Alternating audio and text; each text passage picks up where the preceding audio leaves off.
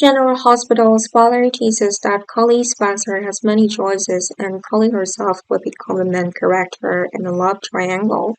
As a fight for a new girlfriend will soon take place in town, it appears that Cully accidentally brought Agent John Case to pay attention to Cully after Cully saved John from an attack.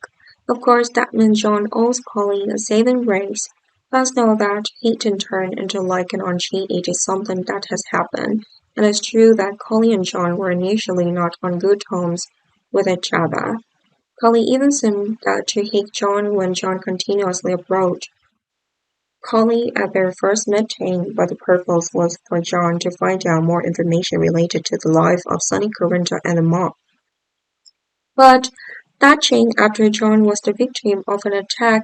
Cully braved danger and rescued John from two strangers. After that, John was asked by Cully to go to the hospital to check his injury. But John did not agree because this would affect John and Cully. In the end, Cully was only able to take John to the hotel room in the Metro building. Cully initially intended to leave after letting John into the room, but Cully was worried that John might once again be in danger, so she decided to stay and take care of John all night. There wouldn't have been any problem because they didn't touch each other at all. But the next morning, when Cully was about to leave, she encountered Cully's sworn enemy. That person was none other than Nina Corrento. The problem was that when Nina happened to pass by John and Cully's hotel room door, she encountered Cully. Of course, Nina couldn't miss the opportunity to take revenge on Cully, so Nina spread rumors about Cully and John sleeping together at the hotel.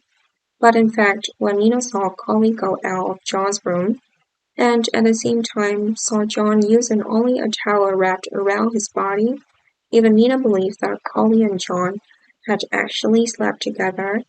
Now, Cully is afraid that this misunderstanding will bring harm, so Cully proactively went to Jason to explain.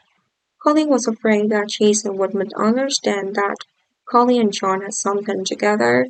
It is true that Jason did not doubt what Cully said, because initially Jason only trusted to understood Cully, but that would change.